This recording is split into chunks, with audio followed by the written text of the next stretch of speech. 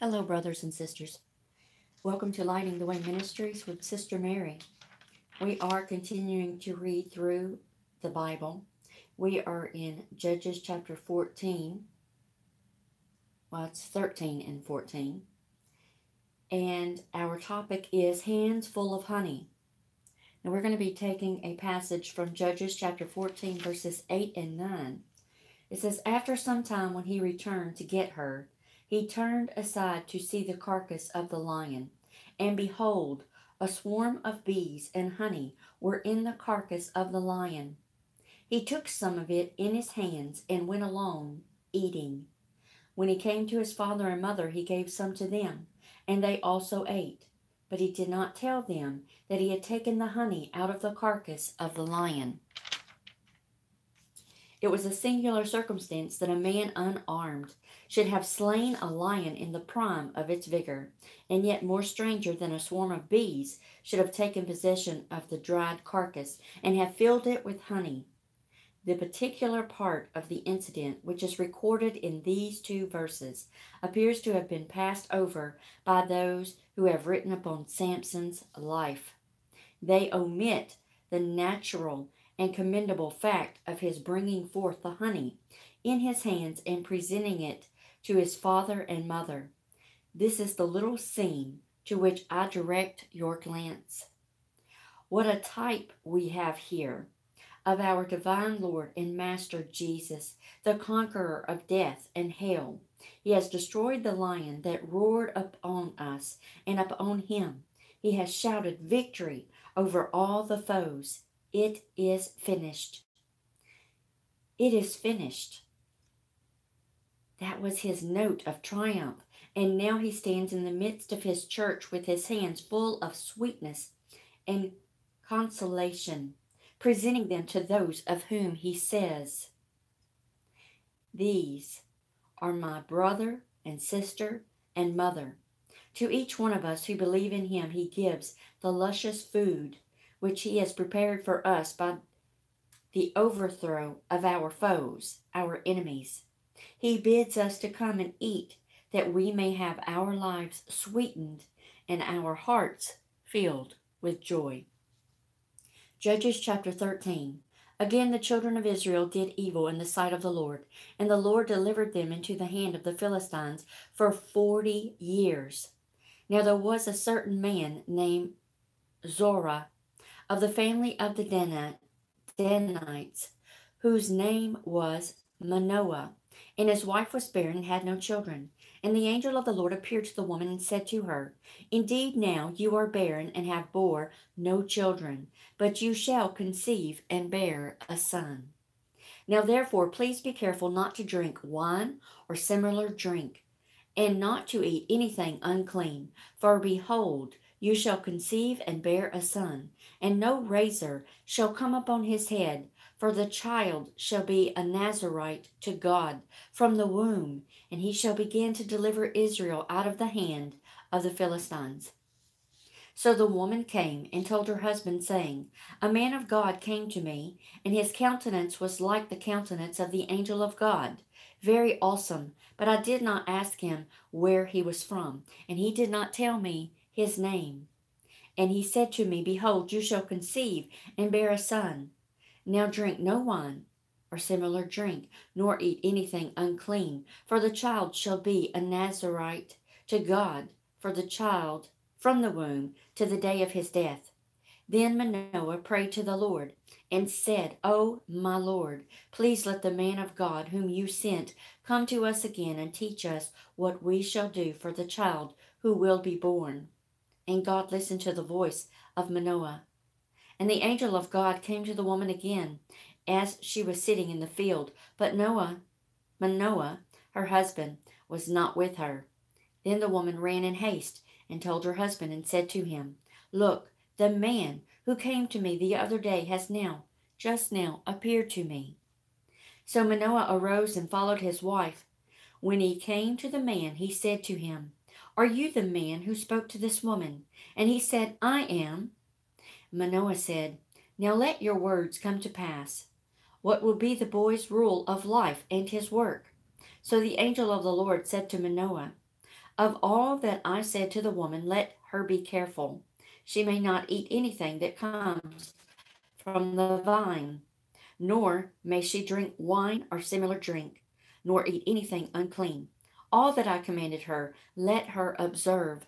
Then Manoah said to the angel of the Lord, Please let us detain you, and we will prepare a young goat for you. And the angel of the Lord said to Manoah, Though you detain me, I will not eat your food. But if you offer a burnt offering, you must offer it to the Lord.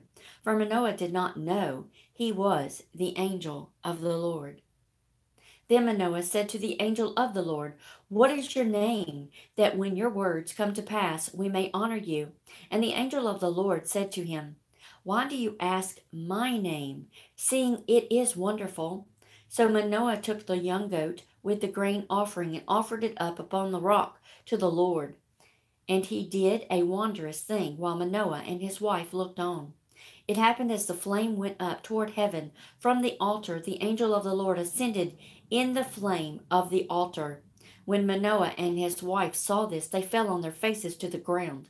When the angel of the Lord appeared no more to Manoah and his wife, then Manoah knew that he was the angel of the Lord. And Manoah said to his wife, We shall surely die, because we have seen God.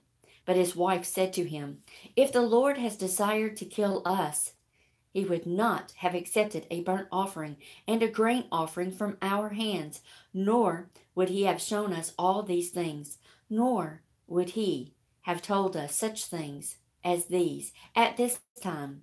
So the woman bore a son and called his name Samson. And the child grew, and the Lord blessed him. And the Spirit of the Lord began to move upon him at Manaenah, Dan, between Zorah and Eshtaol.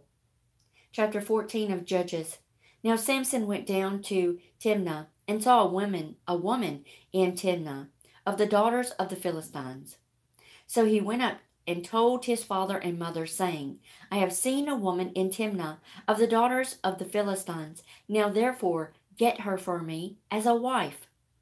Then his father and mother said to him, Is there no woman among the daughters of your brethren, or among all my people, that you must go and get a wife from the uncircumcised Philistines? And Samson said to his father, Get her for me, for she pleases me well.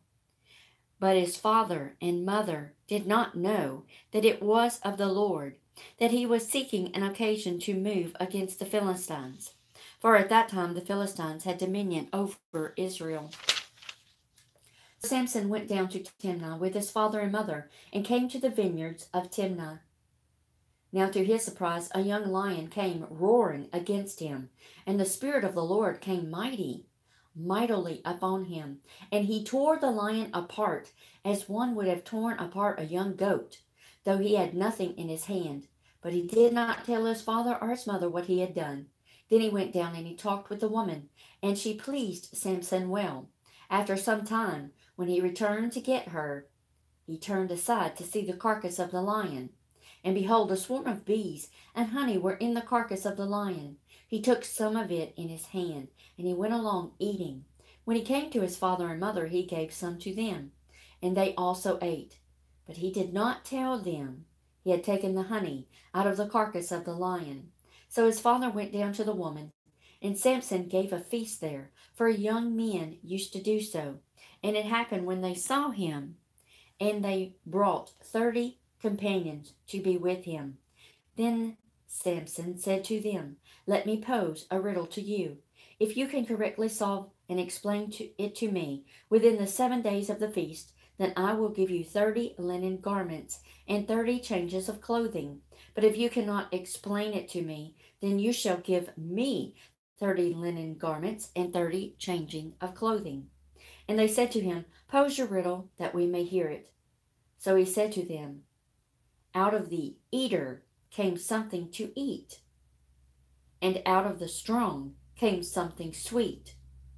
Now for 3 days they could not explain the riddle, but it came to pass on the 7th day that they said to Samson's wife, Entice your husband, that he may explain the riddle to us, or else we will burn you and your father's house with fire. Have you invited us in order to take what is ours? Is that not so? Then Samson's wife wept on him and said, "You only hate me. You do not love me. You have posed a riddle to the sons of my people, but you have not explained it to me." And he said to her, "Look, I have not explained it to my father or my mother, so should I explain it to you?" Now she had wept on him the 7 days while their feast did last, and it happened on the 7th day that he told her, because she pressed him so much. Then she explained the riddle to the sons of her people. So the men of the city said to him on the 7th day before the sun went down, "What is sweeter than honey, and what is stronger than a lion?" And he said to them, "If you had not plowed with my heifer, you would not have solved my riddle." Then the Spirit of the Lord came upon him mightily, and he went down to Ashkelon and killed 30 of their men, took their apparel, and gave the changes of clothing to those who he had explained the riddle. So his anger was aroused, and he went back up to his father's house. And Samson's wife was given to his companion, who had been his best man. Psalm chapter 50, verse 16 through 23. But to the wicked God says, "What right have you to declare my statutes, or take my covenant in your mouth, seeing you hate instruction, and cast my words behind you? When you saw a thief, you consented with him, and have been a partaker with adulterers. You give your mouth to evil, and your tongue frames deceit. You sit and speak against your brothers.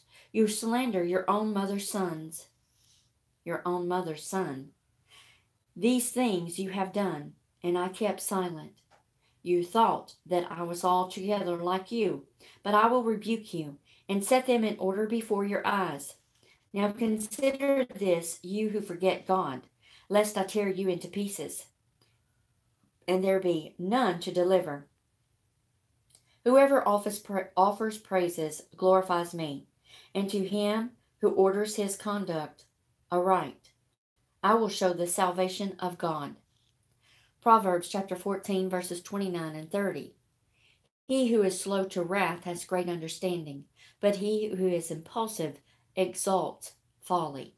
A sound heart is life to the body, but envy is rottenness to the bones. Luke chapter 17, verses 20 through 37. Now when he was asked by the Pharisees when the kingdom of God would come, he answered them and said, "The kingdom of God does not come with observation, nor will they say, 'See here,' or 'See there,' for indeed the kingdom of God is within you." The power of God's kingdom is right here, right now. Then he said to the disciples, "The days will come when you will desire to see one of the days of the Son of Man, and you will not see it. And they will say to you, 'Look here,' or 'Look there.' Do not go after them or follow them, for as the lightning that flashes out of one part under the heaven shines to the other part under the heaven, so also the Son of Man will be in his day. But first he must suffer many things and be rejected by this generation. And as it was in the days of Noah, so it will be also in the days of the Son of Man.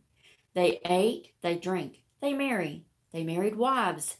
They were given in marriage until the day Noah entered the ark, and the flood came and destroyed them all.